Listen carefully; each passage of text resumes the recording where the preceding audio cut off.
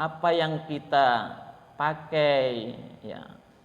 Di dalam hadis itu dinyatakan dari sejak makanan seseorang. Ada seseorang yang mengadahkan tangannya ke atas, menyebut ya Allah, ya Allah, ya Rob, ya Rob. Ternyata orang itu sekalipun banyak berdoa, mat'amuhu haramun, makanannya diperoleh dari barang yang haram. Wa masyrabuhu haramun, yang diminum, jadi minumannya haramun. Nah, orang itu yang dilakukan itu. Kemudian wa malbasuhu haramun, yang dipakai itu uangnya diperoleh dari harta yang haram. Jadi makanya kalau harta yang haram untuk tempat ibadah aja tidak boleh. Nah, ini seseorang ini pakaiannya diperoleh dari uang yang haram. Wa ghudhiya bil haram, dan orang itu dikenyangi dari barang yang haram. Kata Rasulullah, fa anna yustajabulan, bagaimana bisa doanya diterima?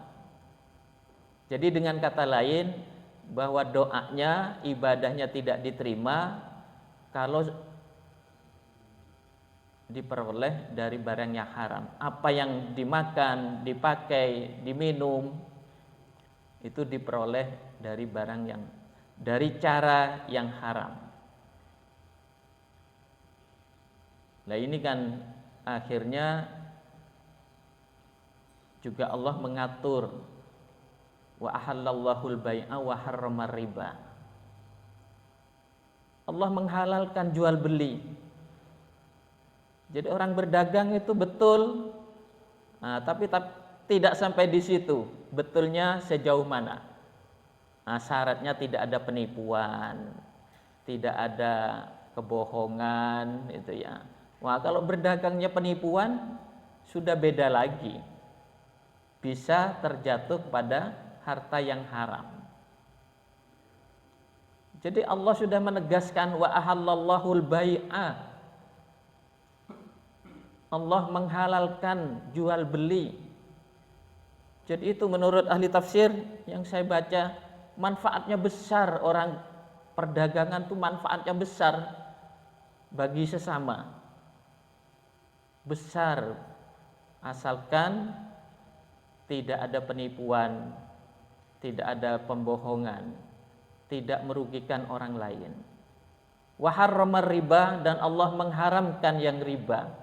Karena menurut ahli tafsir menafsirkan ayat ini memakan harta orang lain. Jadi suatu kezaliman ini. Jadi menurut ahli tafsir ini berbuat kezaliman karena memakan harta orang lain itu kalau harta riba. Makanya Allah mengharamkan riba. Wa harramar riba. Harrama, mengharamkan. Allah yang mengharamkan ar-riba. Begitu pula tadi wa ahallallah. Ahalla, Allah yang menghalalkan. Al-bai'a, jual beli, dan mengharamkan yang riba. Ini hifdzul mal, menjaga harta. Harus sesuai koridor syariat Islam. Ya, karena ini tujuan syariat Islam agar kita selalu menjaga harta sesuai syariat Islam. Begitu pula hifdzun nasl, menjaga keturunan. Nah, orang nikah itu kan untuk meneruskan, diantaranya tujuan nikah itu untuk meneruskan keturunan.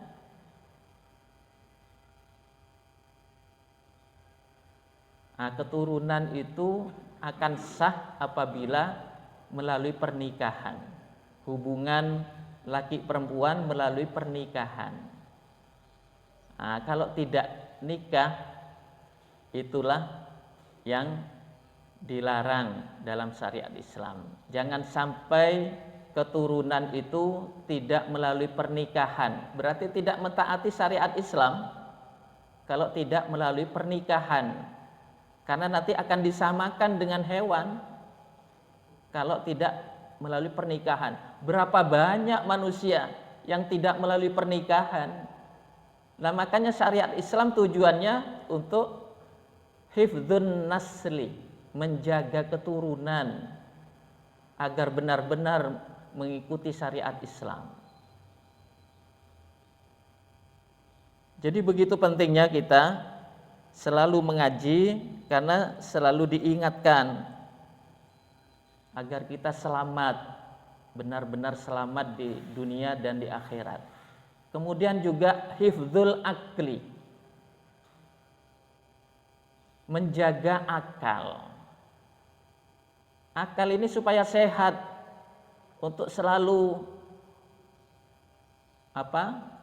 belajar, untuk berpendidikan, digunakan untuk pendidikan akal ini, dan sekaligus untuk mengimani semua ciptaan Allah dan Rasul-Nya. Ini akal yang sehat. Jadi digembleng dengan pendidikan, gunanya akal dan membawa kemaslahatan kepada orang banyak. Jadi hifdzul akli, menjaga akal. Jangan sampai akal ini dirusak dengan minuman keras. Lah ini yang menyimpang dari syariat Islam itu karena akalnya dirusak dengan narkoba, dengan orang minuman keras. Itu dampak negatifnya bagaimana orang minuman keras itu? Mabuk. Kalau mabuk terjadi perzinahan, pencurian, perampokan dan seterusnya. Jadi luar biasa dampak negatifnya. Bersyukurlah kita, bersyariat Islam itu penting. Kita bersyukur karena dibimbing oleh syariat Allah, syariat Islam. Makanya kita taat kepada Allah dan Rasul-Nya. Ini dampak positifnya sangat besar, manfaatnya sangat besar bagi kita sekalian. Jadi sekali lagi kita berbicara masalah keseimbangan hidup. Jadi keseimbangan hidup benar-benar kita mematuhi aturan-aturan Allah dan Rasul-Nya, yakni ketika kita harus beribadah, kita harus bekerja, kita bekerja. Jadi tidak menyimpang dari syariat Islam. Apa saja sudah, semuanya diterangkan. Kalau tadi masalah harta itu, kata Rasulullah, al-halal bayyinun, wal haram bayyinun. Bayyin itu jelas. Al-halal bayyin. Yang halal itu adalah jelas, kata Rasulullah. Wal haram bayyin. Dan yang haram itu adalah jelas. Hanya di situ diingatkan oleh Rasulullah, wa bainahuma umur mustabihat. Di antara keduanya ada yang samar-samar. Itu ya. Antara halal dan haram. Nah, itu jangan didekati. Menurut hadis itu, karena nanti kalau didekati yang samar-samar itu akan terjatuh kepada yang haram. Itu ya. Para jamaah rahimakumullah, makanya juga disampaikan oleh Rasulullah di dalam hadis, laisal ghina an kathratil aradi walakinnal ghina ghinan nafsi. Makanya kalau kita menilai kaya itu, menurut Rasulullah, orang kaya itu ternyata bukan banyaknya harta, bukan angkathratil aradi, walakinnal ghina ghinan nafsi. Jadi orang kaya itu bukan karena banyak harta, Tapi walakinnal ghina ghinan nafsi. Tetapi orang kaya itu adalah kaya jiwa. Kaya jiwa. Ini kan sudah di masyarakat sudah omongan gitu ya, kaya jiwa. Yang penting kaya jiwa. Tenang ya, orangnya tidak banyak urusan, tidak menyalahi syariat. Itu tenang ya. Jadi kalau hidup yang tenang, kaya jiwa, itu karena sudah menepati syariat Islam. Itu ya. Makanya penting bagi kita sekalian untuk selalu menjaga apa yang ditentukan oleh Allah Subhanahu wa ta'ala dan Rasulnya, dan kita supaya tidak menyimpang dari syariat Islam. Kemudian yang terakhir, bahwa orang itu hendaknya tidak mencintai yang menyalahi ketentuan syariat.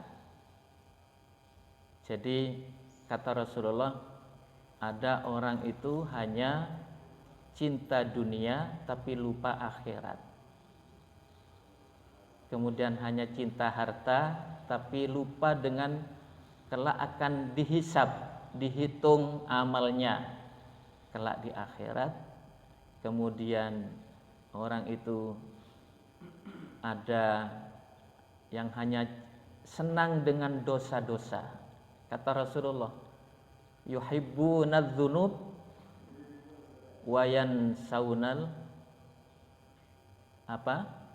makbarah. Jadi lupa dengan kehidupan nanti di kubur ya. Kemudian yuhibbunal qusur wa yuhibbunal qusur, mencintai atau menyenangi rumah-rumah mewah saja ya. Wa yansaunal makbarah, lupa terhadap kuburan. Orang itu akan selesai apabila sudah mati, tapi tidak akan selesai kalau orang-orang yang menyimpang dari syariat itu sebelum mati akan terus saja dia melakukan hal-hal yang mengingkari Allah Subhanahu wa ta'ala. Na'udzubillah min dzalik. Demikian, dan sudah dibel. Mudah-mudahan sekelumit ini ada manfaatnya bagi kita sekalian untuk saling mengingatkan. Mudah-mudahan kita selalu dicatat sebagai pahala amal ibadah yang kita lakukan selama ini dan selalu mendapat ridho Allah Subhanahu wa ta'ala. Mari kita tutup dengan membaca doa kafaratul majlis atau penutup majlis ilmu ini dengan doa subhanakallahumma wa bihamdika asyhadu an la ilaha illa anta astaghfiruka wa atubu ilaik walhamdulillahi rabbil alamin. Wassalamualaikum warahmatullahi wabarakatuh.